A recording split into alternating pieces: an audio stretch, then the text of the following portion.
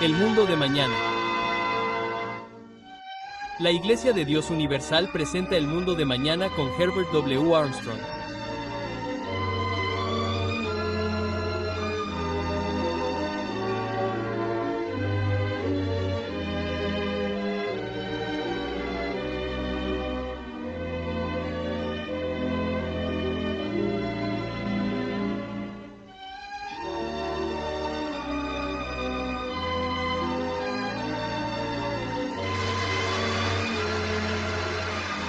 Damas y caballeros, Herbert W. Armstrong.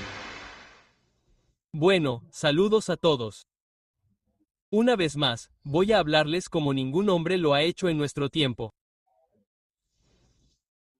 Hoy, tenemos naciones en caos, muchas en guerra. Pero en nuestro tiempo presente, este mundo va a estallar en paz. Hoy, enfrentamos la extinción humana. La supervivencia es el problema número uno de la humanidad hoy. Pero mañana, la buena noticia que tengo para ustedes es que la utopía se apoderará de este mundo. Y en esta generación presente en la que vivimos, somos la generación que va a vivir en dos mundos. Vamos a ver el fin de este mundo, pero eso no significa el fin de la Tierra. Significa el fin de la forma actual de hacer las cosas con toda la angustia humana de todos los males que nos acosan, todas las guerras, todas las frustraciones, los fracasos, la pobreza, el hambre y las muchas cosas que están asolando esta tierra hoy. Bueno, hace más de 1900 años, Jesucristo vino anunciando esta misma verdad maravillosa. Trajo un mensaje. Era el único mensaje de esperanza para el mundo. Ese mensaje no se ha proclamado durante unos 1900 años en esta tierra. Fue suprimido por los poderes de los gobiernos y otros poderes. Pero Jesús vino trayendo esa gran esperanza del mundo de mañana. Y casi nadie le creyó entonces y casi nadie le cree hoy. Dios va a obligar a este mundo, incluso en contra de su voluntad, a ser feliz. Va a obligar a este mundo a vivir de una manera que nos haga felices, que nos traiga prosperidad universal, que nos traiga buena salud universal y que nos permita a cada uno elegir la salvación eterna. Hace más de 1900 años, Jesucristo vino anunciando esta misma gran verdad maravillosa que les estoy proclamando ahora. Y, sin embargo, casi nadie le creyó entonces, como casi nadie lo cree hoy. ¿Y quién era este Jesucristo? Era el hombre, como he dicho, que casi nadie conocía entonces, casi nadie conoce hoy. Fue el hombre más incomprendido, más tergiversado e ignorado de la historia del mundo. Como digo, él sabía que la verdadera fuente de los problemas actuales es este gran ser espiritual sobrenatural que engañó al mundo entero llamado Satanás. Él es el epítome del engaño, sutil y malvado. La gente no se da cuenta de cómo ha sido engañada por él, y, sin embargo, todos nosotros, sin darnos cuenta, hemos sido engañados por él desde que éramos casi bebés. Tan pronto como empezamos a tener conocimiento y a saber cosas al crecer durante el primer año de nuestra vida, el segundo, el tercer año, y muy pocos de ustedes pueden recordar eso, pero este Satanás anteriormente era el arcángel Lucifer. Y él y sus ángeles habían sido creados por Dios. Se le había dado el conocimiento de la verdad, pero se le había dado una mente para pensar y tomar decisiones. Y en programas anteriores, les he hablado mucho sobre eso. Este arcángel llamado Lucifer, era perfecto en todos sus caminos desde el día en que Dios lo creó. Dios no creó un ser malvado. Creó un gran ser supremo que era perfecto en todos sus caminos. Desde el momento en que Dios lo creó hasta que la rebelión pervirtió la maldad que se encontró en él y que surgió de sus propios procesos de pensamiento y de su propia voluntad. Ahora bien, ese arcángel perfecto llamado Lucifer se convirtió en Satanás él. La Biblia dice mucho sobre él. Ha sido tan astuto en su engaño que ha hecho que sea muy impopular creer que existe un ser como Satanás hoy en día. Pero el gobierno de Dios exige que este Satanás, que había sido colocado en un trono en esta tierra para administrar ese gobierno de Dios, que Satanás debe continuar en esta tierra hasta que un sucesor haya calificado para reemplazarlo, ya que él mismo está descalificado. Otro debe calificar y ser realmente instalado en el cargo. Y hasta ese momento, él todavía permanece y permanece hasta el día de hoy y permanecerá incluso en el futuro durante algún tiempo.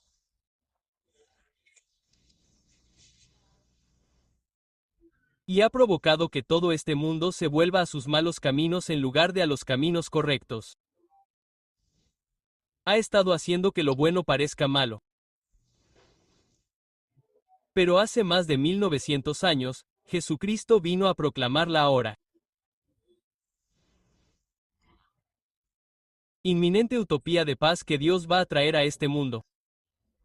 De hecho, va a imponer Él al mundo, y será en contra de la voluntad de los hombres, porque los hombres prefieren seguir viviendo a su manera egoísta de intentar apropiarse de todo lo que pueden obtener y negárselo a todos los demás. Será el camino de la abundancia universal, del gozo, de la salvación eterna. Pero primero, sin embargo, Jesús tenía que vencer a este Satanás. Tenía que estar capacitado para restaurar el gobierno de Dios en esta tierra, y no solo eso, para establecer el reino de Dios. Ahora, primer versículo del 4º capítulo de Mateo. Entonces Jesús fue llevado por el Espíritu al desierto para ser tentado por él. Y después de ayunar 40 días y 40 noches, tuvo hambre, mucha hambre. Y cuando el tentador vino aquí, Satanás es llamado el tentador. Vino a él y le dijo, si eres el Hijo de Dios. Notan que Satanás lo está desafiando. Está apelando a su vanidad. Ahora bien, la persona promedio que dice, si soy el Hijo de Dios, ¿qué quieres decir? Te mostraré que soy el Hijo de Dios. Quizás eso es lo que cualquiera de nosotros diría si fuera el Hijo de Dios. Pero eso no es lo que dijo Jesucristo. Pero Satanás lo tentó. Él dice, si eres el Hijo de Dios, di que estas piedras se conviertan en pan. Y Jesús le respondió y dijo, escrito está que el hombre no vivirá solo de pan, sino de toda palabra que sale de la boca de Dios. Bueno, entonces él lo llevó a la santa ciudad y lo puso sobre el pináculo del templo. Y le dijo, si eres el Hijo de Dios, ahora esa palabra sí. De nuevo, he oído a gente decir, un tío mío cuando yo era pequeño, recuerdo decir que esa es la palabra de 2 letras más grande de todo el idioma inglés. Si eres Hijo de Dios. Él todavía lo está tentando con vanidad, con avaricia, con lujuria, con todo tipo de cosas por el estilo. Échate abajo porque está escrito. Ahora bien, si realmente crees en la Biblia, veamos si crees en la Biblia. La Biblia dice, Él, Dios, mandará a sus ángeles acerca de ti, y en sus manos te sostendrán, para que tu pie no tropiece en piedra. Ahora bien, el reino de Dios es algo diferente al gobierno de Dios.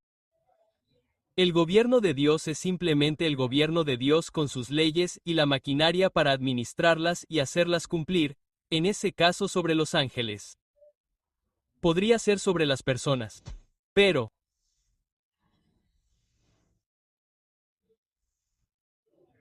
el reino de Dios es la familia de Dios de aquellos nacidos de Dios, nacidos en la familia de Dios, volviéndose completamente inmortales y sobrenaturales, y gobernando y reinando sobre toda la tierra con el reino de Dios o el gobierno de Dios. Ese será el reino de Dios. Y al principio reinarán durante 1000 años. Y después de eso llegará un momento en que todos los que alguna vez vivieron y fueron engañados y no conocieron la verdad, no fueron juzgados, no están perdidos ni son salvos, sino que resucitarán. Resucitarán mortales una vez más. La única esperanza de vida después de esta vida es la resurrección. Pero todos los que mueren en la primera muerte en esta vida mueren como Adán como resultado del pecado de Adán. Pero el resultado de nuestros propios pecados espirituales es la segunda muerte, la muerte eterna de la que nunca habrá resurrección. Pero todos los que alguna vez vivieron resucitarán. Herbert W. Armstrong regresará justo después de este mensaje.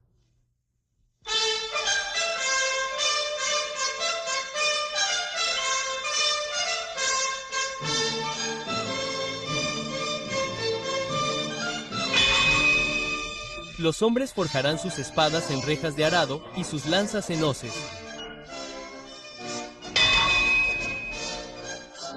No alzará espada nación contra nación, ni se adiestrarán más para la guerra. ¿Cuándo se harán realidad los sueños del hombre?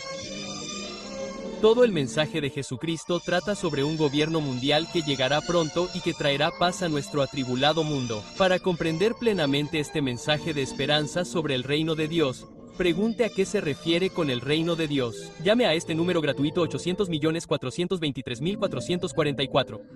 Es el 800.423.444.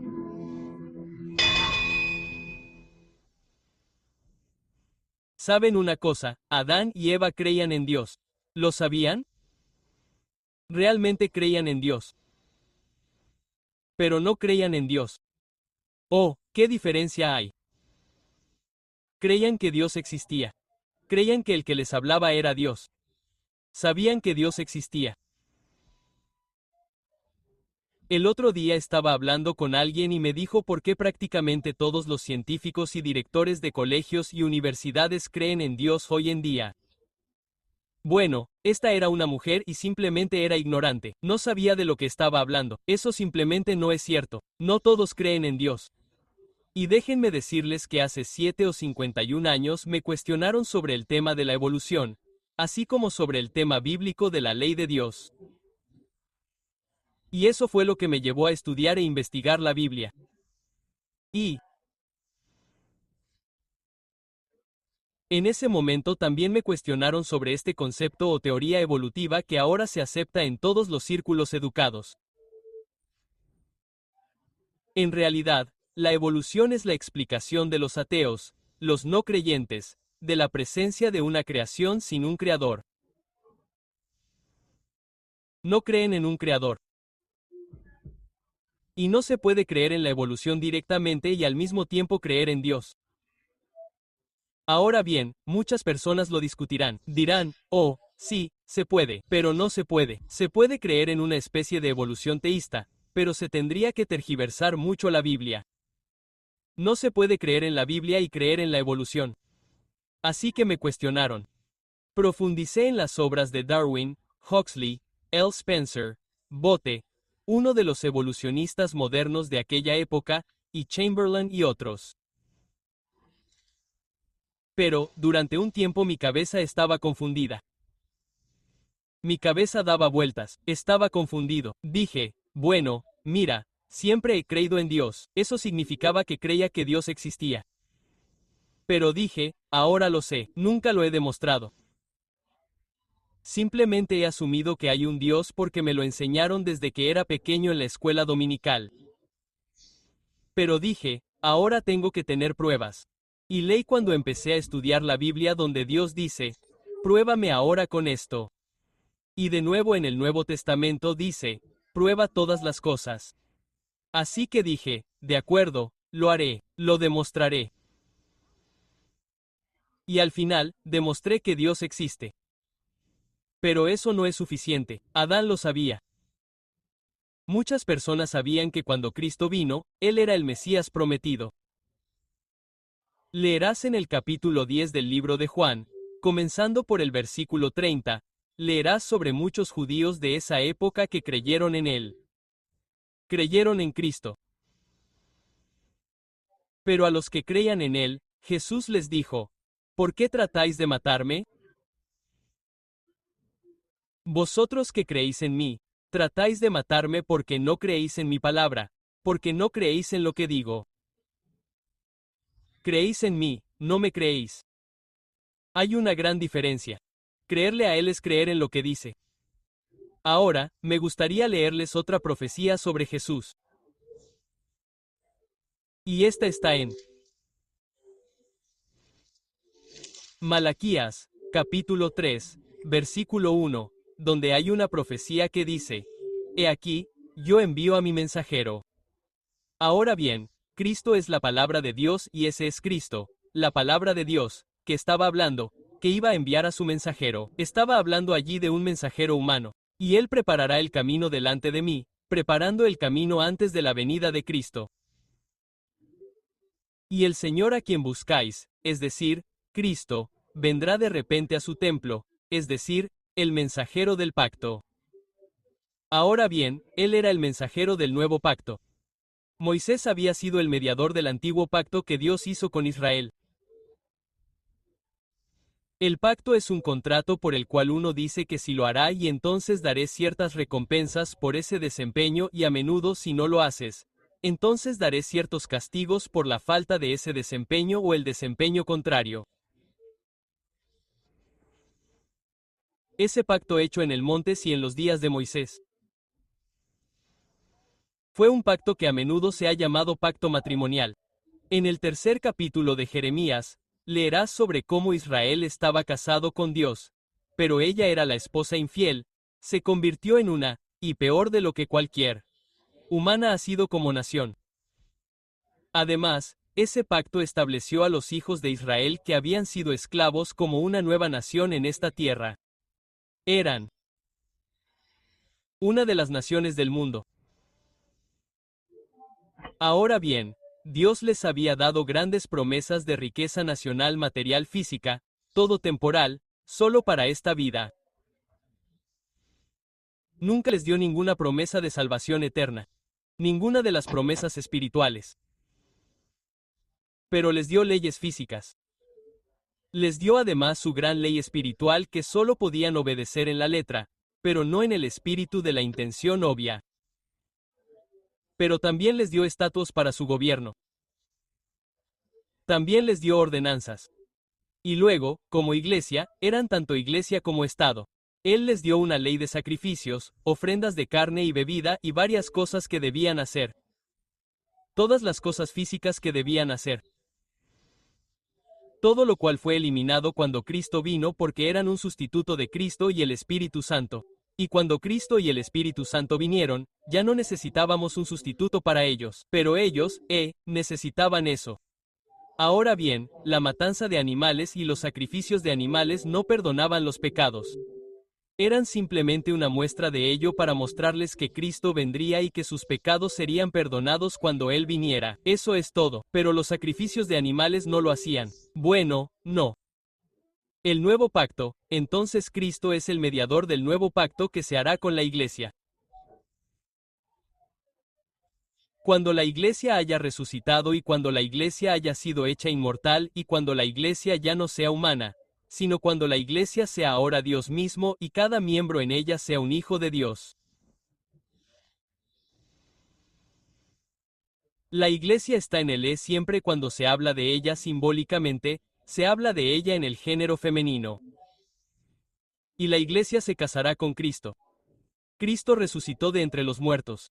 Nació como el mismo Dios por una resurrección de entre los muertos, como lees en el primer capítulo, los primeros versículos de Romanos, el primer capítulo. Y fue el primogénito de muchos hermanos, como nosotros naceremos de Dios y resucitaremos, como leerás más adelante en el capítulo 8 del libro de Romanos. Pero Cristo vendría como mensajero, no como el que hizo el pacto en ese momento, sino como mensajero para traer el mensaje del pacto que establecería a Israel, que luego sería inmortal no solo como la esposa del Cristo divino y los hijos de Dios, sino como parte de la familia de Dios, asumirían el gobierno del mundo y el gobierno de Dios y se convertirían en el reino de Dios. Ahora bien, si lees los versículos segundo, tercero, cuarto, quinto y sexto, verás que habla de la segunda venida de Cristo y no de la primera. Y, sin embargo, cuando pasamos a Marcos, ahora en el primer capítulo, lees cómo Juan el Bautista fue el uno que vino a preparar el camino antes de Cristo en su primera venida. Pero aún así la profecía habla principalmente de alguien que prepara el camino antes de Cristo en su segunda venida, el Rey de Reyes, el Señor de Señores. Estamos en la época de la generación en que eso va a suceder. Las cosas que se profetizó que ocurrirían en este momento están sucediendo en todo el mundo. ¿Dónde está el que prepara el camino para la segunda venida de Jesucristo? ¿Dónde? Tenemos que pensar en eso. Herbert W. Armstrong regresará justo después de este mensaje. La pura verdad aclara los problemas.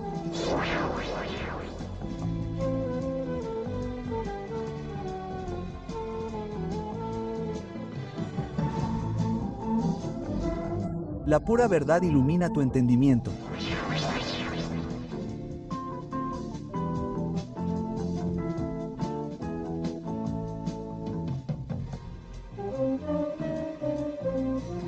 La pura verdad agudiza tu perspectiva.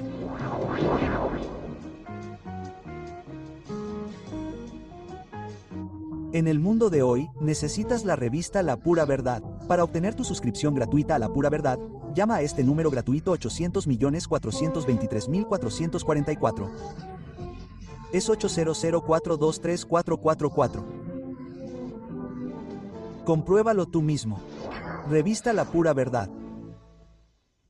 Pasa ahora al libro de Marcos y al primer capítulo, el comienzo del Evangelio de Jesucristo, el Hijo de Dios. Ahora bien, este es el comienzo del Evangelio de Jesucristo. Si quieres saber sobre esto, este es el comienzo. Este es el lugar para comenzar. Como está escrito en los profetas.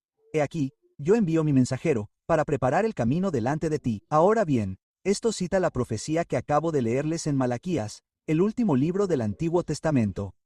Luego continúa, la voz del que clama en el desierto, preparad el camino del Señor. Y luego dice, Juan bautizó en el desierto. Esto se refiere a Juan el Bautista como el que preparó el camino antes de la primera venida de Cristo. Pero no se dice nada allí sobre la segunda venida porque todavía no había ocurrido en ese momento. Y esto nos da la historia de lo que ocurrió en ese momento, no la profecía de lo que ocurrirá. La profecía de Malaquías era una profecía que sí se refería a esto.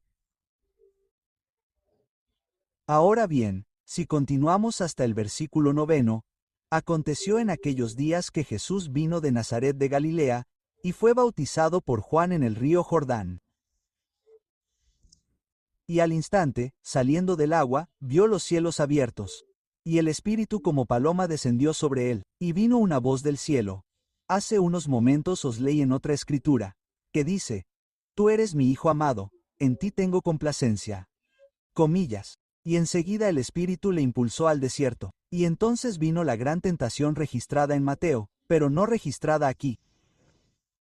Ahora bien, fue más tarde que eso, y estuvo en el desierto durante 40 días, tentado por Satanás, y estaba con las fieras, y los ángeles le servían. Ahora bien, después de que Juan fue encarcelado, Jesús fue a Galilea, no a Jerusalén, sino a Galilea, muy al norte de Jerusalén, ¿qué predicando? El Evangelio. ¿Pero qué Evangelio? El Evangelio del reino de Dios. Ese es el Evangelio que predicó y dijo que el tiempo se había cumplido. ¿Cómo se cumplió el tiempo? Cristo acababa de reunir los requisitos al vencer a Satanás, ahora se había calificado para restaurar el gobierno de Dios en esta tierra. Y el reino de Dios es ese gobierno y su mensaje fue la profecía del venidero reino de Dios que traerá una utopía a esta tierra. Traerá paz a esta tierra de una manera que nunca antes la habíamos tenido. El tiempo se ha cumplido. El reino de Dios está cerca. Arrepentíos y creed que. Creed en el Evangelio. ¿Cómo puede la gente creer un evangelio que no se ha predicado durante 19 siglos? Alrededor del año 60 d.C., la gente se había pasado a otro evangelio. Encontrarás que en Gálatas, capítulo 1, versículos 6 y 7, se habían pasado a otro evangelio. En 2 Corintios, capítulo 11, encontrarás cómo Pablo temía que hubiera falsos maestros que los llevaran a otro evangelio. Y eso sucedió. Y el verdadero evangelio fue suprimido y no se predicó.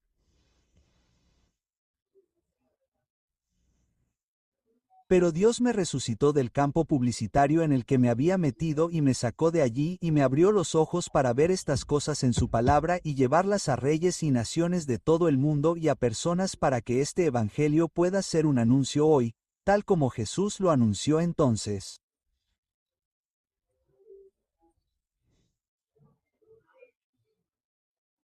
Pero hoy somos la generación de personas que vivirá hasta el fin de este mundo y el comienzo del maravilloso mundo utópico, pacífico, feliz y salvador del mañana. Lo veremos suceder en nuestro tiempo.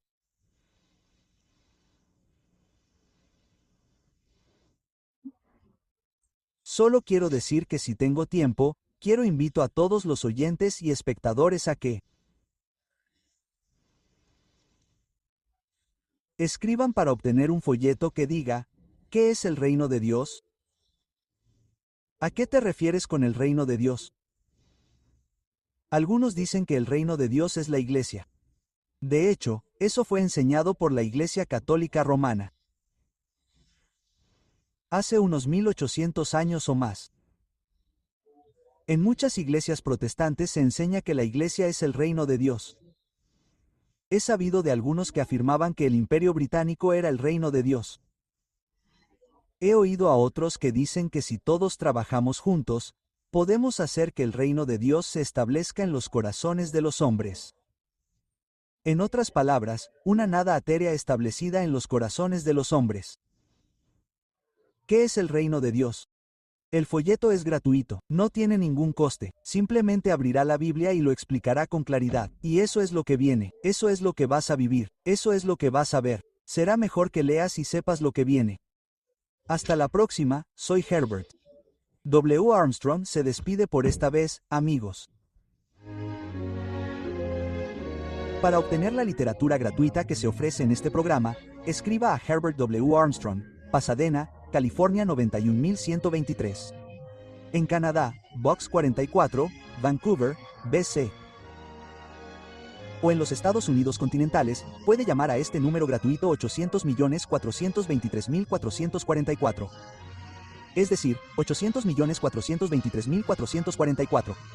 En California, marque directamente 213-577-5225. El programa anterior y toda la literatura fueron producidos por la Iglesia de Dios Universal.